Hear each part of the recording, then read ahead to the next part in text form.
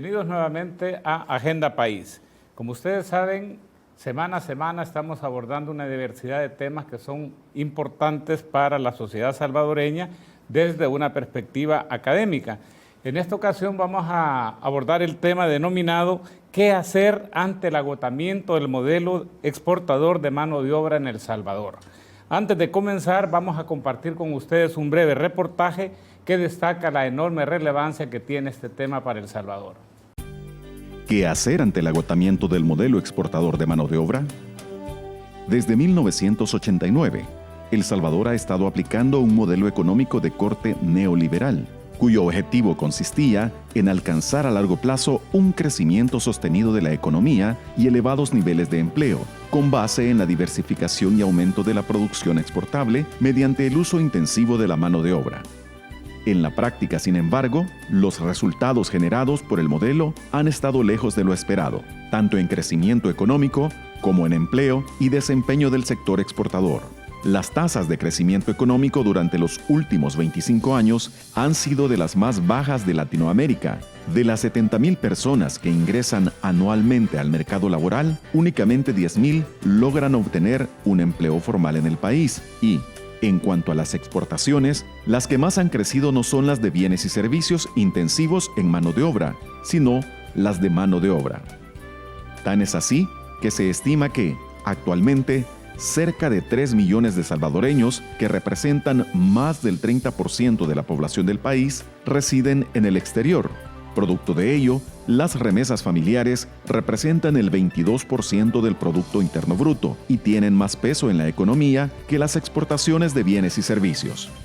Los costos pagados por la sociedad salvadoreña por las migraciones, sin embargo, han sido muy elevados. Además de la fuerte fuga de cerebros, es importante tener en cuenta que muchas personas han perdido la vida en el intento o han sido víctimas de vejámenes de distinta naturaleza en el tránsito. Las comunidades se desarticulan y las familias se dividen. Tan escandalosa es la situación que hoy, en El Salvador, 37% de los menores de 18 años viven sin su padre, sin su madre o sin ambos, y 27% se consideran abandonados por al menos uno de ellos. Si a ello se le agrega el alto porcentaje de deportados con antecedentes criminales, no resulta extraño que las pandillas hayan crecido tanto en el país. Pero, más allá de estas valoraciones, lo cierto es que durante los últimos años las políticas migratorias se han endurecido a tal punto que el modelo exportador de mano de obra parece estar agotado. ¿Qué hacer ante esta realidad? ¿Qué medidas deben impulsarse en el corto y mediano plazo para hacer frente a ese cambio de modelo? ¿A qué debe dársele prioridad? ¿Qué sectores son los llamados a hacerlo? De eso se conversará en este programa de Agenda País. Para este programa contamos con la participación en primer lugar del doctor Francisco Lazo, presidente del Colegio de Profesionales en Ciencias Económicas de El Salvador, un reconocido especialista en finanzas públicas y en desarrollo económico. Bienvenido, chico.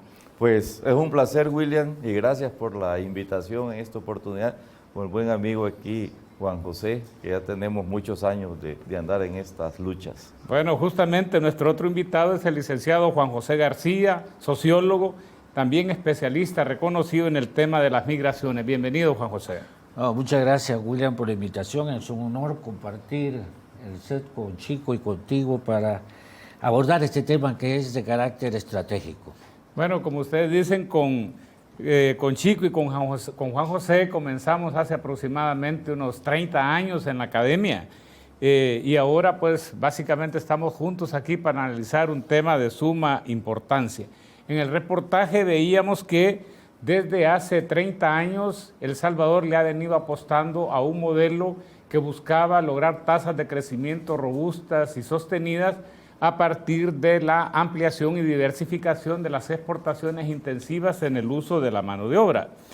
Sin embargo, cuando uno contrasta básicamente los objetivos que perseguía el modelo y los objetivos obtenidos o los resultados obtenidos, las diferencias son sustanciales.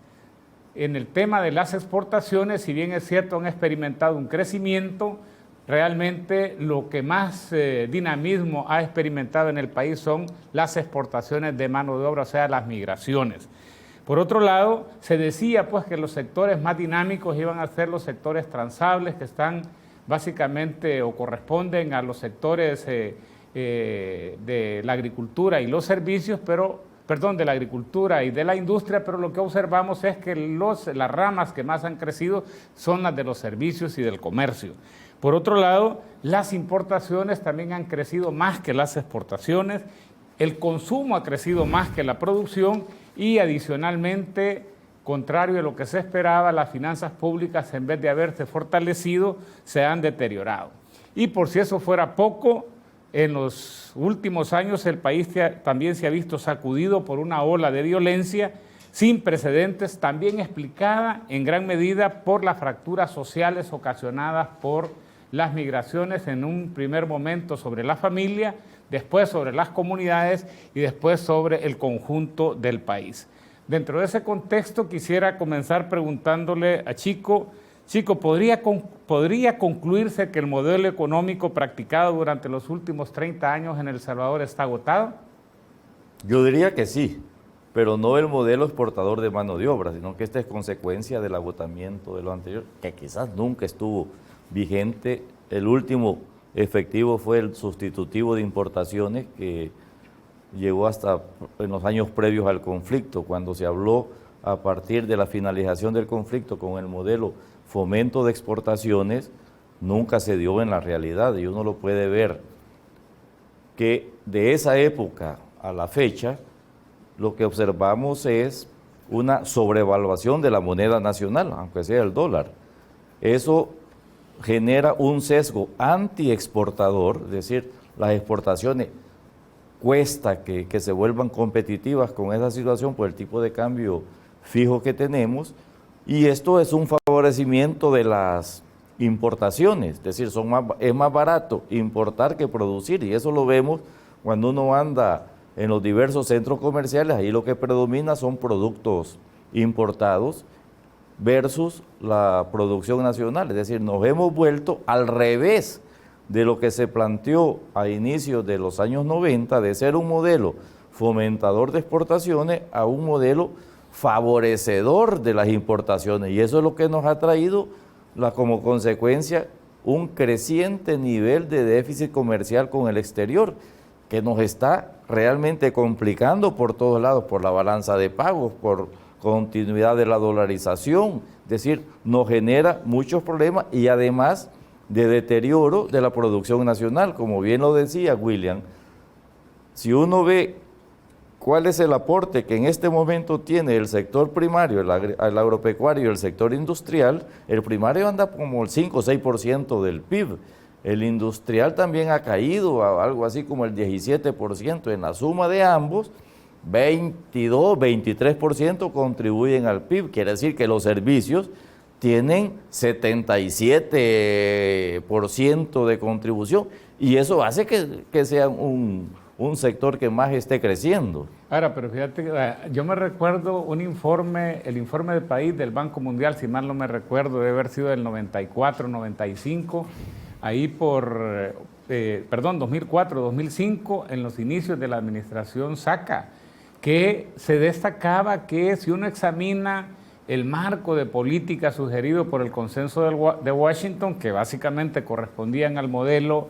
de promoción de exportaciones, El Salvador aparecía como uno de los estudiantes más aplicados, con excepción de la política cambiaria, que es al que tú estás haciendo referencia. Así es. Entonces, por eso es bien importante saber qué es lo que está en crisis. ¿Está en crisis el modelo de promoción de exportaciones, o lo que está en crisis es básicamente todo este otro modelo, llamémosle así, o quizá no modelo, pero que al final de cuentas ha sido como lo que estuvo ocurriendo en la práctica, que es ese incremento sustancial de las migraciones?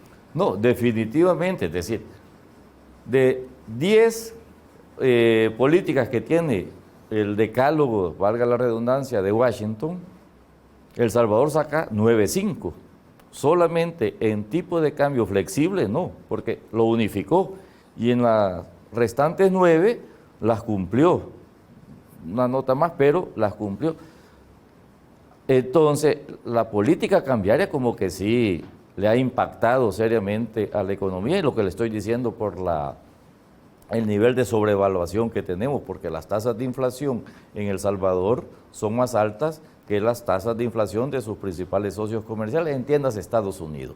Además, el resto de países de Centroamérica han seguido políticas devaluatorias. Entonces, El Salvador ha quedado prácticamente desnudado de políticas económicas y solamente puede competir sobre la base de incremento de productividad. Pero cuando uno revisa cómo ha variado la productividad de los factores productivos en los últimos años, ni la mano de obra, ni el capital, ni la calificación, la tecnología han mejorado. Por lo tanto, El Salvador sigue siendo competitivo en el mercado internacional sobre la base de salarios bajos, deterioro del medio ambiente, y esas son competitividades que la misma CEPAL las califica como espurias, es decir, no podemos pasar desarrollo o crecimiento económico o lanzarnos al mercado internacional sobre esa base. Ahora, pareciera ser que el factor que explique ese manejo no ortodoxo, llamémosle así, ¿verdad?, de la política cambiaria, está relacionado con el comportamiento de las migraciones y las remesas que estos envían a sus familiares residentes en el país. Juan José, ¿tú crees que estamos realmente acercándonos al fin de esa ola migratoria en El Salvador? Hay un informe del BID que recientemente fue publicado en donde sostiene precisamente que estamos llegando al agotamiento de este modelo exportador de mano de obra. La base del BID son particularmente límites demográficos. Es decir, El Salvador va a agotar en el corto o mediano plazo la posibilidad de enviar trabajadores hacia Estados Unidos o al resto del mundo. ¿Por qué? Porque ya hay un límite demográfico ante eso. Yo creo que hay que aterrizar más territorialmente esta tesis. Si bien es cierto, hay territorios en El Salvador en donde se ha llegado ya al límite demográfico para sostener ese aumento constante y permanente de las exportaciones de mano de obra, de migrantes, hay todavía terreno virgen, ¿verdad? ¿Y el impacto de estas políticas migratorias, qué tan eficaz crees tú que va a ser, o crees que realmente no van a tener mucha incidencia, o no están teniendo mucha incidencia? No están teniendo mayor incidencia, ¿verdad? Es decir, seguimos expulsando a ritmos alarmantes realmente, ¿eh?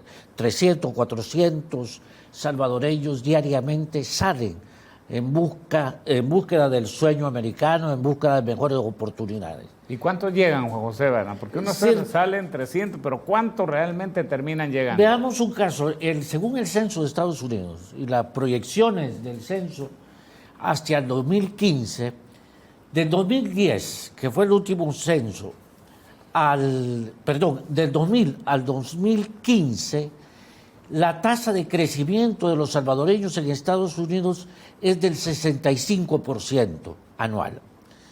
Es decir, es la población hispana con mayor tasa de crecimiento en Estados Unidos. Eso quiere decir que buena parte de los que salen llegan, y a toda costa, ¿verdad? Es más, El Salvador tiene de las tasas más antiguas de migración, y por lo tanto se conoce cómo se llega, qué rutas hay que tomar, a dónde hay que llegar, cómo se pasa la frontera, etcétera, etcétera. Distinto al resto de países del Triángulo Norte, de Centroamérica, ¿no?, que migran en condiciones de mucha vulnerabilidad. Eso quiere decir entonces, pues, que en realidad, si uno ve todavía los datos que arrojan estas fuentes, tenemos todavía tiempo suficiente, diría yo, para sostener esta economía en base a las migraciones y a las remesas. Hay un informe del Instituto Peterson para el Comercio Internacional que sostiene, en el marco del ejemplo de México, que El Salvador va a comenzar a disminuir sus migrantes, sus migraciones, cuando la economía salvadoreña crezca el 4% por 18 años. que es cuando, según esos cálculos, el PIB per cápita alcanza los $8.000. Eso quiere decir entonces, William, que tenemos 18 años para sostener ese modelo. Bien, vamos ahora a un corte comercial.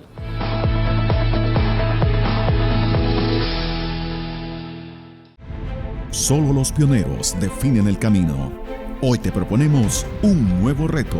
Conviértete en un referente de liderazgo.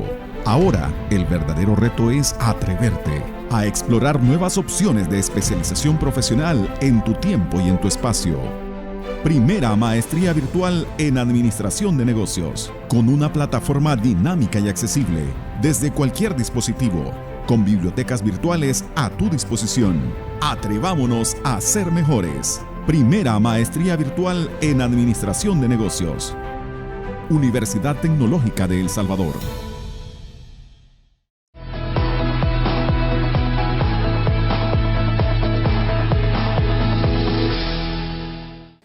Bien, estamos señalando que para poder de alguna manera, pues, o sea, ponerle fin a esta ola migratoria es fundamental incrementar las tasas de crecimiento económico. Pero pareciera ser, pues, que justamente los niveles de inversión, empleo y crecimiento económico están de alguna manera obstaculizados por lo que algunos le llaman un entrampamiento de la política macroeconómica, resultante fundamentalmente de tener una moneda dolarizada, por otro lado, de la agresiva política comercial implementada por el país y por los altos niveles de endeudamiento. ¿Será entonces que no hay márgenes, Chico, qué hacer precisamente en esta situación? Sobre todo, pues, que se dice que si nosotros queremos lograr esas tasas de 4 o 5%, ¿verdad?, hay que incrementar la tasa de inversión de niveles que andan por el 14, 16% a 20, 25%, y que habría que estar generando aproximadamente unos 50,000 empleos por año. No, eso es cierto, pero uno puede encontrar salidas a otro nivel, porque siempre las propuestas las hacemos, como dice, sin salirnos de la caja. Uno tiene que buscar alternativas fuera de las cajas, es decir, de los análisis tradicionales que se hacen. Nosotros tenemos efectivamente que el consumo supera al Producto Interno Bruto, es decir, son pocos a nivel mundial las economías que esto tienen.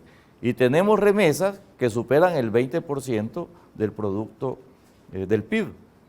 ¿Y qué hacemos con esas remesas? Según el Banco Central, 10, 15% probablemente vaya para actividades de inversión o compra de activos. Quiere decir que el 85% tiene un destino de consumo.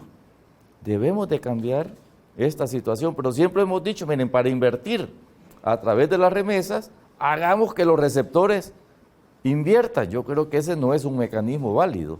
Tenemos que involucrar al sistema financiero, que es a través del cual se canaliza buena parte de los 6,000 millones de dólares que para este año más o menos van a ser el flujo total de remesas. El sistema financiero cobra comisiones por el traslado de esto. Se dice que como un 5% de comisiones, estamos hablando de 6,000, estamos hablando de 300 millones de dólares que el sistema financiero recibe. Son ganancias, tan buena parte de eso. Obliguemos al sistema financiero que parte de esas comisiones que ellos obtienen a través del manejo de la remesa, ellos creen un fondo para inversiones productivas. Ahí tenemos la política de fomento productivo que desde hace unos 8 o 10 años se viene hablando de eso, pero hemos tenido el problema de dónde están los recursos para esa situación. Se dijo, vamos a buscar a través del check-off. Nadie quiso subirse en eso, que sean los mismos sectores a desarrollar de la transformación productiva los pudiesen pagar. Pues ahora involucremos al sistema financiero, que tiene buena parte de recursos que no los invierte, o buena parte también los están destinando al crédito al consumo. Los productores se quejan, yo soy director en el Banco Central, ahí hay una queja constante que dice, la banca a los productores no nos prestan. Pero hay ilimitada para tarjetas de crédito. Y hay casos de eso que a uno lo sorprenden, dicen. Alguien llega a pedir 25, 30 mil, 50 mil dólares para una actividad productiva y le dicen, no te los damos, pero te los podemos dar a través de una tarjeta de crédito, tasas de interés más altos y que vuelve cada vez con menos posibilidades de éxito en la inversión. Entonces, busquemos soluciones fuera de la caja para poder ver si a través de eso podemos incrementar las tasas de inversión. Efectivamente, nosotros andamos 17% de tasa de inversión sobre el PIB y los manuales de economía le dicen a uno, miren, para que una economía sea dinámica, 25%. Panamá en la actualidad está con arriba del 40% de su PIB invirtiendo. Es la economía más dinámica que hay en Centroamérica, en la región, y yo creo que en el contexto de América Latina. Es decir, hay formas de cómo hacer que esto sea más dinámico y lo que hemos hecho es buscar salidas tradicionales a problemas viejos que tenemos y no le hemos dado en el clavo. Entonces hay que salirse de la caja para buscar soluciones. Bien, me gusta ese concepto de salirse de la caja, de ser disruptivo, dicen otros así, ¿verdad? Y esto, Juan José, por ejemplo, el ministro de Trabajo está tratando de impulsar programas de migración temporal con países que tienen, llamémosle así, déficit en determinado tipo de oficios. ¿Cómo ves tú la perspectiva de ese tipo de programas? ¿Qué crees que se puede hacer desde ese ángulo como para realmente poder tener un tipo de migración, diríamos, un poquito más humana? Así es. Yo creo que esos programas temporales de migrantes, trabajadores, ha tenido ningún impacto, dijéramos, en el mercado laboral salvadoreño hasta ahora, ¿verdad? Y no creo que tengan un impacto porque entiendo fuerte. que en Filipinas se ha tenido un impacto fuerte. Exactamente, pero que claro, estamos hablando de Filipinas. El problema aquí es más estructural. Cuando estaba a cargo del viceministerio, impulsamos algunos programas de trabajo temporal en la industria cárnica en Canadá. Canadá, sí. ¿Y qué resultó? Resultó que no encontramos suficientes carniceros en el país. No había tampoco incentivos para la capacitación de mano de obra en esa área. Total que se tuvo que improvisar y fueron pocos los que llegaron a calificar para estos programas en la industria cárnica. Eso significa entonces que para que estos programas tengan éxito, deben de cumplir con dos grandes requisitos. En primer lugar, una fuerte y agresiva política de capacitación de la mano de obra de aquellos sectores económicos a los cuales van a ir a emplearse, especialmente en Estados Unidos. Y en segundo lugar, una vigilancia y supervisión consular también permanente para evitar los abusos que las industrias a veces cometen contra estos trabajadores temporales.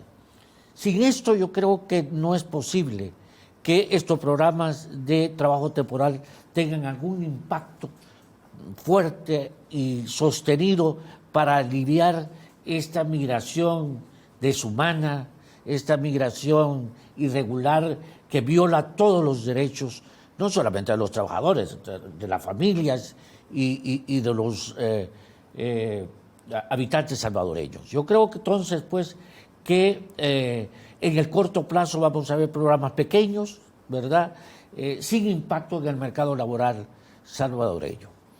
Chico, yo observando la trayectoria de las finanzas públicas salvadoreñas, algo que me ha llamado poderosamente la atención es que hasta los años 80 casi el 50% de los ingresos fiscales provenían de los impuestos al comercio exterior. Ahora, creo que el cálculo de los últimos 15 años era que solamente el 5.1% de los ingresos fiscales venían del comercio exterior. ¿Crees tú que hay espacio, verdad, para poder aumentar ese tipo de ingresos fiscales?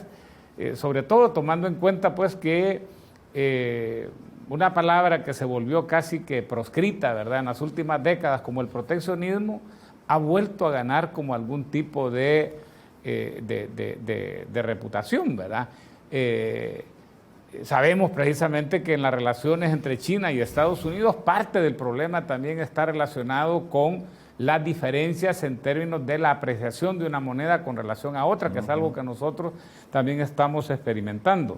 Y por otro lado, el otro tema que tú has abordado recientemente en una conferencia, que si se puede hacer algo con la dolarización o realmente tenemos que asumir que la dolarización es algo con lo que el país va a tener que seguir pues en términos de su política económica en las décadas hacia adelante.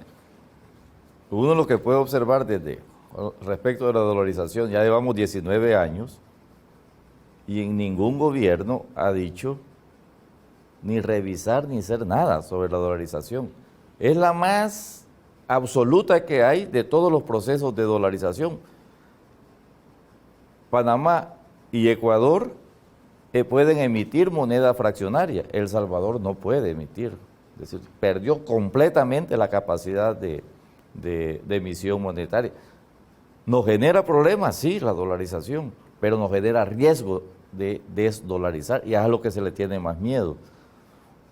Tenemos el caso no tan reciente, principios de la década pasada, en Argentina, donde el peronismo dolarizó, los radicales desdolarizan y no pudieron mantener esa situación. 3 gobiernos radicales fracasan uno tras otro. Hay algunos que hasta de días, de horas, ni de meses. ¿Y quién retorna?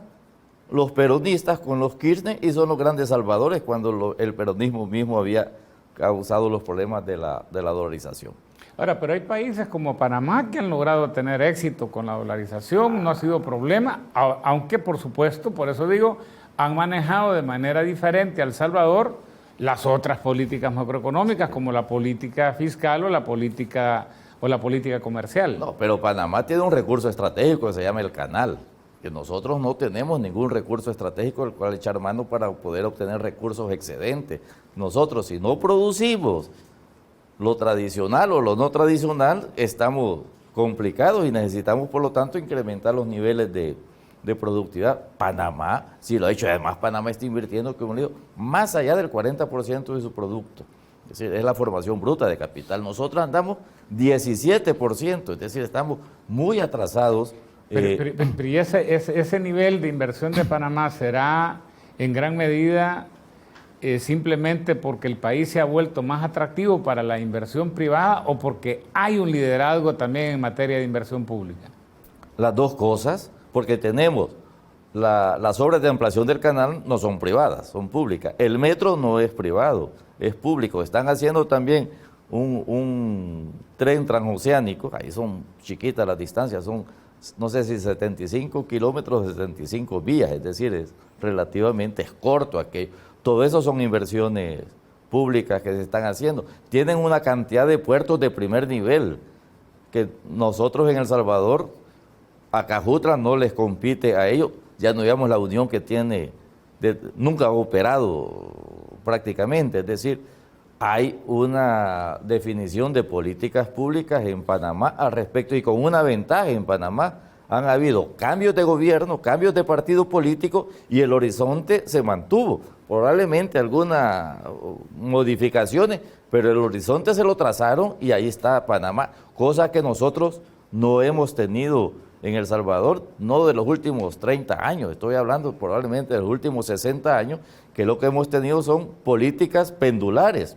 Uno lo hace, el otro lo deshace y así, y no hemos trazado horizonte de futuro en el país, porque pendularmente no podemos salir adelante de esta situación. Y retomando el problema que tenemos de si el modelo exportador de mano de obra está o no agotado, hay un elemento importante que viene por delante, que ya está acá, la cuarta revolución industrial, la robótica, la inteligencia artificial, son desplazadoras de la mano de obra que en estos momentos tenemos, es decir, del tipo de trabajo que en la actualidad tenemos. Y no estamos preparando a nuestra mano de obra para estar a las alturas de las exigencias de la cuarta revolución industrial. Y voy a dar un comercial. El próximo mes, 16, 17 y 18, en El Salvador, se va a celebrar el 12º Congreso de Economistas de América Latina y el Caribe, y precisamente el tema es los impactos y retos que trae la cuarta revolución industrial y los resultados, por lo menos, no los resultados, las ponencias que nos están llegando, a uno le preocupan, y debemos, por lo tanto, de estar a la altura de las exigencias de eso y capacitar mano de obra para poder salir adelante en lo que nos trae la cuarta revolución industrial, que si no nos aplicamos a ella, si no nos subimos, vamos a tener todavía un impulso adicional a lo que hemos tenido para exportar mano de obra. Mira, Juan José, ¿y tú cómo ves esto de la potencial contribución de los salvadoreños en el exterior también para buscarle una salida a ese entrampamiento socioeconómico que tiene El Salvador en este momento? Yo creo que son actores claves. La diáspora salvadoreña, como cualquier otra diáspora, debe de jugar papeles cruciales en los desafíos económicos y sociales que El Salvador está proponiendo. Lo que decía Chico, ¿estamos capacitados actualmente para enfrentar los desafíos de la cuarta revolución industrial? Claramente que no. Pero los salvadoreños que viven en Estados Unidos y en otras partes del mundo pueden jugar papeles cruciales para enfrentar esta capacitación de la mano de obra necesaria para estos desafíos. Instalamos un programa desde el Ministerio de Relaciones Exteriores que le denominamos El Salvador Global, que era precisamente la contribución a través de capacitaciones y a través de pasantías que la diáspora salvadoreña podía jugar en fortalecer las capacidades de la mano de obra salvadoreña. Ese programa no se siguió implementando desde el gobierno anterior. No sé si en este gobierno estarán en condiciones también de impulsarlo, pero creo que esta es una contribución fundamental de la diáspora. Tenemos salvadoreños en Estados Unidos con grandes capacidades, en la NASA, en Disney, en la industria hotelera, que pueden jugar papeles importantes en esto. Bien, vamos a un nuevo corte comercial.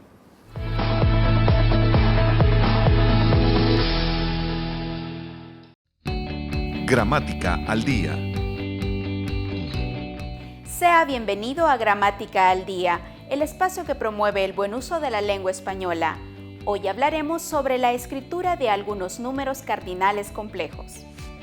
De los cardinales complejos se escriben en una sola palabra los correspondientes a los números 16 al 19 y 21 al 29, así como todas las decenas y centenas: 16, 17, 18, 19, 20, 21, 22, 23, 24, 25, 26, 27, 28, 29, así como todas las centenas: 100, 200, 300, 400, 500, 600, 700, 800, 900.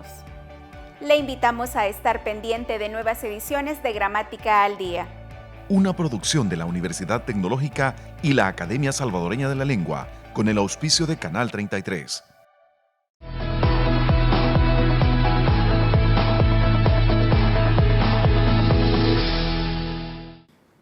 Bien, este es un programa que una de sus características principales es que trata de que se obtengan recomendaciones sobre el tema que se está analizando. Sabemos precisamente pues que en El Salvador hay una demanda instalada de cambio en materia de seguridad, en materia de transparencia y anticorrupción, pero también en el tema de la salud, de la educación y de la economía. Y particularmente, pues, como hemos estado hablando bastante de este modelo económico, Chico, ¿cuál es el cambio que realmente está necesitando El Salvador en este ámbito? ¿Realmente necesitamos simplemente un cambio en la orientación de algunas políticas económicas o realmente el país está necesitando un cambio de modelo? Porque alguien me decía, es que el problema es que tampoco hay modelo visible que se pueda echar a andar en El Salvador. ¿Cuál es tu apreciación y tu recomendación al respecto?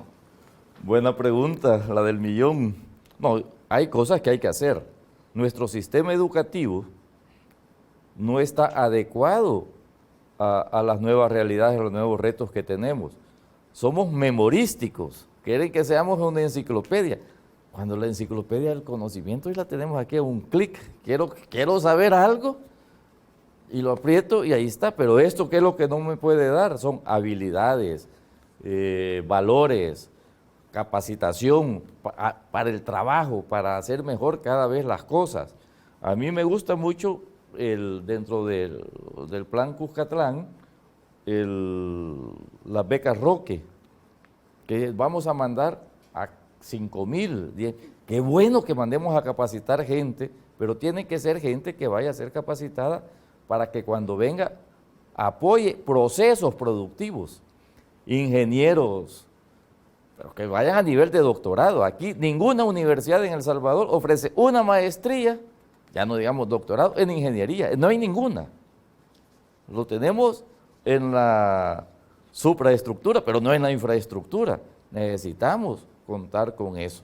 Son elementos fundamentales. Yo estaba viendo hace poco que China, en el año 2016, tenía 4.6 millones de habitantes estudiando ingenierías de las más complicadas que hay, cuando Estados Unidos solo tiene 500,000. Es decir, el reto es califiquemos nuestra mano de obra. Yo siempre pongo el caso de una región de México, que cuando yo vivía allá hace 30 años, se perfilaron 30 años adelante, 25 años adelante, qué es lo que iban a hacer. Y todo el sistema público educativo se adecuó a aquello. Y voy a decir, economistas, sociólogos, médicos, administradores de empresas, todo eso dijeron, no van a hacer nuestra apuesta, van a hacer ingeniería en mecatrónica, en nuclear, física, matemática. Dijeron, estos están locos.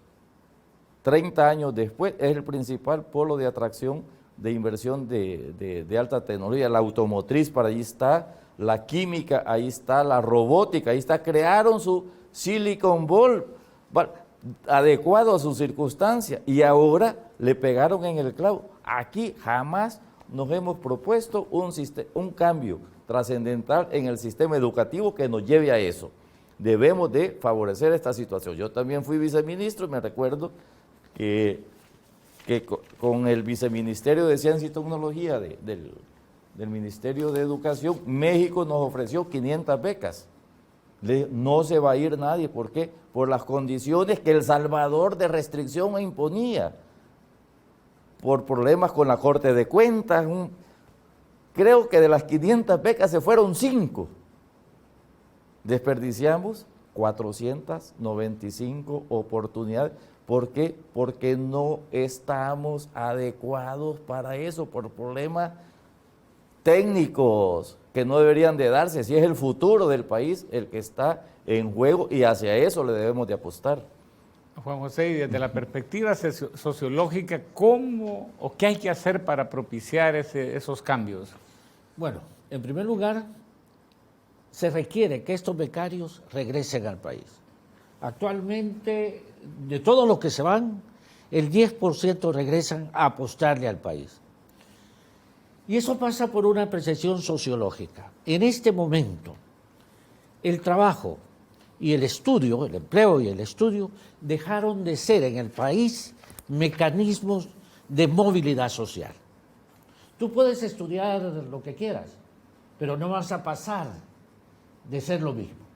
Hay una condena en el cual y una situación sin salida, en la cual el que nace pobre va a morir pobre, si no es que se migra.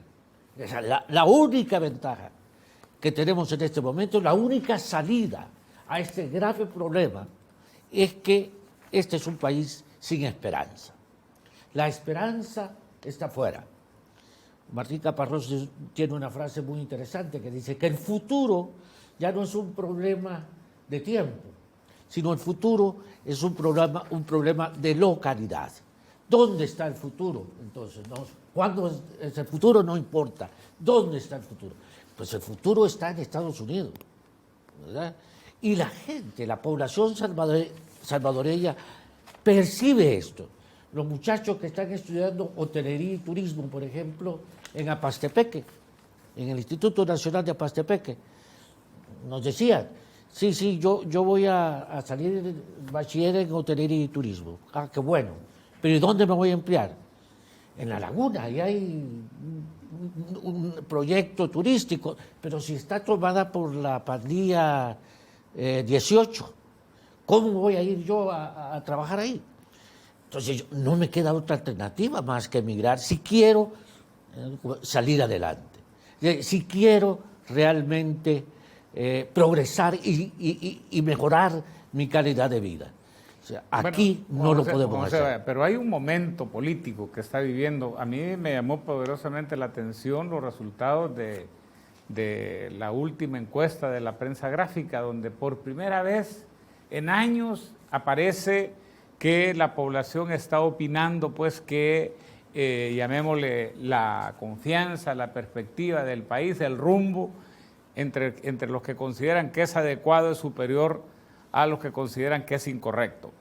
¿No habrá ahí una oportunidad precisamente como para posicionar nuevamente a la educación y al trabajo como el camino para empezar nuevamente a apostarle ya no al sueño salvadoreño en el exterior, sino que al sueño salvadoreño en El Salvador?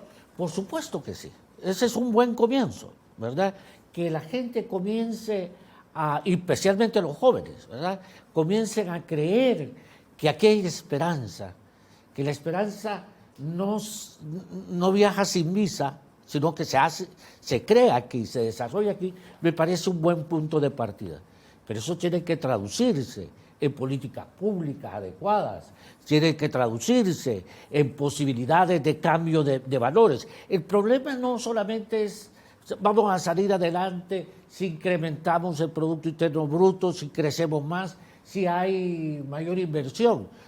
Esa es parte importante, pero no suficiente. Es decir, hay que comenzar a valorar un poco más las apuestas estratégicas en el país. Es decir, que el futuro se encuentre aquí igualmente. Y eso pasa por romper una de las grandes trabas en términos de marcos mentales. Actualmente, cualquier problema social, cualquier problema familiar, comunitario, se resuelve con la migración. O sea, ¿no? Y eso genera un problema serio en la juventud, porque todos están esperando irse, ¿verdad? Y mientras se van o no se van, ni trabajan ni estudian porque están aquí para mientras, ¿verdad? Y ese para mientras se convierte en una situación permanente. Hay que romper esto.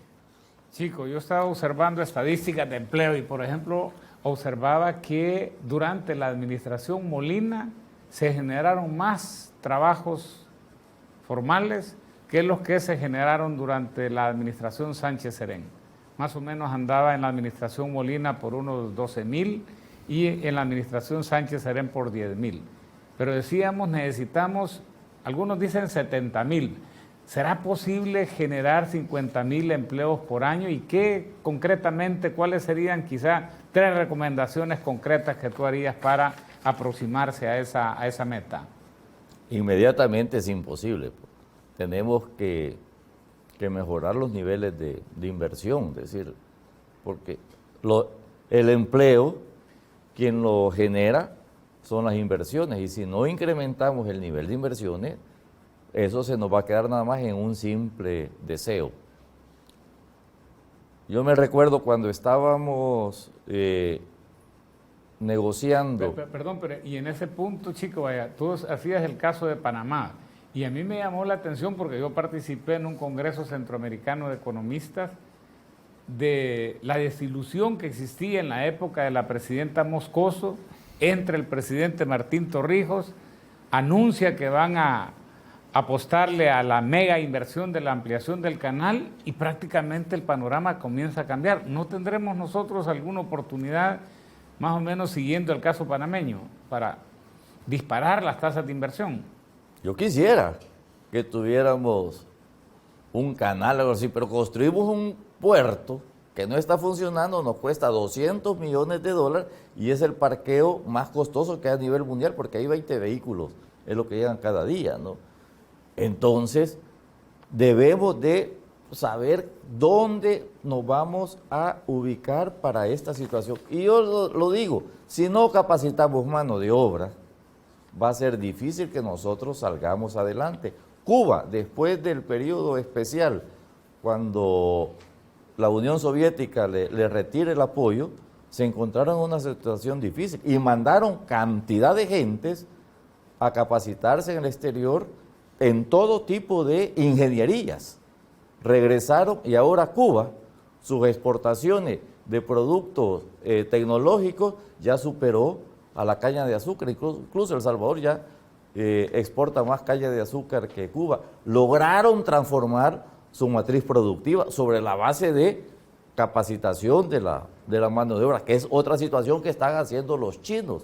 Yo me recuerdo los chinos en los años 70, en los años 80, uno se los encontraba por todo el mundo capacitándose, recogiendo información, recogiendo actividades, recogiendo habilidades y las llevaron de regreso. Ahora China es lo que es en buena parte por esa apuesta que hicieron. Y cuando uno revisa las universidades en China son de las pocas a nivel mundial que han ido escalando posiciones. ¿Por qué? Porque le están haciendo una apuesta real y verdadera a la capacitación en su mano de obra. Y nosotros aquí ni estamos entendiendo que eso es lo que hay que hacer y seguimos con educación tradicional. La paz es el reflejo más patético que tenemos. ¿Cuál es la nota más baja en matemáticas, en física y en química? Cuando eso debería ser lo más alto. Esas son las exigencias del futuro. Bien, vamos a una última pausa comercial y regresamos con el cierre de Agenda País. Vamos a tener la oportunidad, Juan José.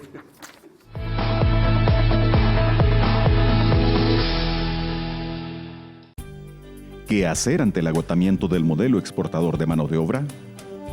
Desde 1989, El Salvador ha estado aplicando un modelo económico de corte neoliberal, cuyo objetivo consistía en alcanzar a largo plazo un crecimiento sostenido de la economía y elevados niveles de empleo, con base en la diversificación y aumento de la producción exportable mediante el uso intensivo de la mano de obra. En la práctica, sin embargo, los resultados generados por el modelo han estado lejos de lo esperado, tanto en crecimiento económico como en empleo y desempeño del sector exportador. Las tasas de crecimiento económico durante los últimos 25 años han sido de las más bajas de Latinoamérica. De las 70,000 personas que ingresan anualmente al mercado laboral, únicamente 10,000 logran obtener un empleo formal en el país y, en cuanto a las exportaciones, las que más han crecido no son las de bienes y servicios intensivos en mano de obra, sino las de mano de obra. Tan es así que se estima que, actualmente, cerca de 3 millones de salvadoreños, que representan más del 30% de la población del país, residen en el exterior.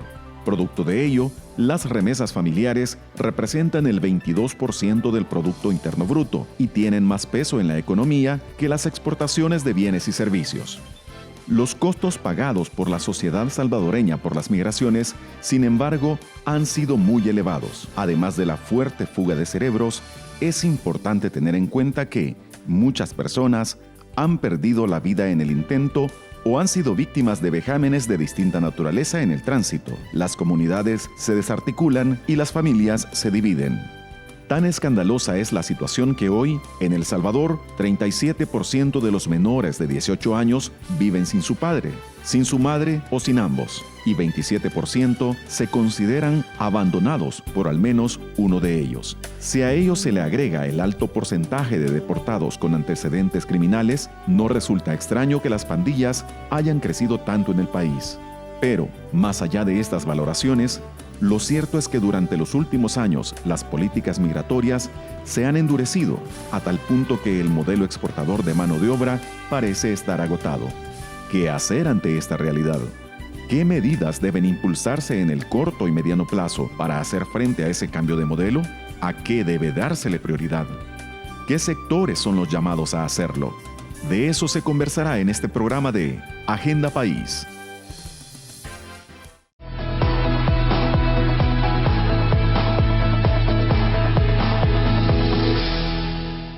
Bien, Juan José, creo que te provocó Chico con alguno de sus comentarios, por favor. Por supuesto, ¿verdad? No, quisiera señalar dos cosas. Primero, que las remesas masivamente enviadas por los salvadoreños constituyen una restricción estructural al aumento del empleo.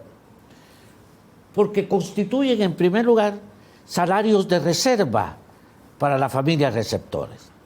Y cuando el salario de reserva es grande, constituye un límite al empleo, desestimula el empleo. La industria Calvo en la Unión, ¿no? ¿A quiénes emplea? ¿A los habitantes de Conchagua? No, sí, esos tienen abundantes remesas, ¿no? Emplea nicaragüenses y a hondureños fundamentalmente.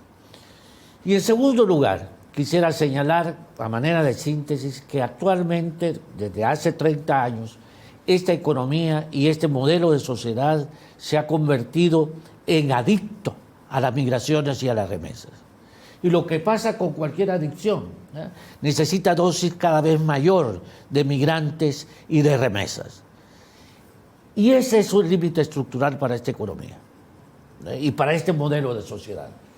No podemos seguir avanzando en base a esta adicción. ¿Cómo combatir esa adicción, Chico? Invirtiendo, mejorando Invirtiendo. Y capacitando a nuestra mano de obra. A mí no me gusta el término de capital humano porque esa es una deshumanización de la persona, sino que es capacitémosla, generémosle habilidades, porque es de la única forma que podemos hacer que aquí esta gente se pueda quedar, pero a la par tienen que venir inversiones. Es decir, vamos a capacitar gente y no va a haber inversiones donde estos se puedan colocar, la gente se va a ir de fuera. Y con los salvadoreños en el exterior, de esos que están muy bien capacitados, a veces les entra el nacionalismo, voy a regresar a El Salvador a devolver algo de lo que ahí me dieron. Conozco el caso de un amigo de familia, él es físico nuclear, retirado de la NASA, hace unos 15, 20 años, regresó, voy a ir a la Universidad de El Salvador, y ahí me gradué de ingeniero a dar clase. Se fue frustrado. En primer lugar, por todo el manejo que tiene la Universidad Nacional. Segundo, yo soy físico nuclear y aquí venía a enseñar contextos, y la física nuclear se enseña en laboratorios, en el ejercicio práctico, no para hacer bombas, ¿verdad? Pero sí, y aquí no hay, en Centroamérica no hay un laboratorio donde yo pueda enseñar eso. Se regresó frustrado de El Salvador porque él no pudo dar parte de lo que El Salvador en él había invertido en sus conocimientos, en su capacitación. Y así creo que hay bastantes casos de este tipo de salvadoreños muy bien formados, vienen acá y dicen, ¿y yo ahí qué voy a ir a hacer? No encuentro un lugar donde poder trabajar. Nosotros conocemos el caso de un ingeniero nuclear que es gerente de una fábrica de aceros. ¿Qué está haciendo ahí? Es lo único que encontró espacio, pues. Esas son las realidades. Fíjense que de los comentarios que ustedes han vertido, me viene a la mente una frase de uno de los padres de la Unión Europea, Jean Monnet, que él decía, las personas solo aceptan el cambio, decía, resignado por la necesidad, y solo ven la necesidad durante la crisis. A mí me parece pues que pareciera ser pues que estamos llegando en El Salvador a una situación, decíamos, en donde este modelo que Juan José lo asociaba casi a una adicción, ¿verdad?, que está fundamentado en la exportación, en las migraciones, en la exportación de la mano de obra, que muchos le llaman una suerte de modelo de facto perverso. En realidad es algo que hay que comenzar a trabajarlo, a cambiarlo de fondo. Pero sin embargo, como ustedes de alguna manera han planteado, El Salvador no cuenta todavía con una propuesta articulada y consensuada para sustituir este modelo, ¿verdad? Sabemos que hay una oportunidad para el neodesarrollismo, pero hay que trabajarla. Pareciera ser, como decía Chico, que uno de los elementos centrales está en el ámbito de la educación, que hay que darle más énfasis también a la educación técnica, a la formación profesional y sobre todo pues a la educación también superior, principalmente en las áreas de ciencias. El horizonte pareciera estar pues en realmente decir, miren, vamos a apostarle a que las nuevas generaciones se puedan convertir en ciudadanos protagonistas de la cuarta revolución industrial. Y yo me quedaría también pues con que realmente para caminar en esa dirección, la inversión, ¿verdad?, pública y privada, y sobre todo pues la inversión en educación es fundamental. Bien, quiero agradecer al doctor Francisco Lazo, quiero agradecer también al licenciado Juan José García por habernos acompañado en este importante programa de Agenda País, y como con todos los programas les invitamos que nos sigan a través de las redes sociales y a vernos el próximo domingo para abordar un nuevo tema.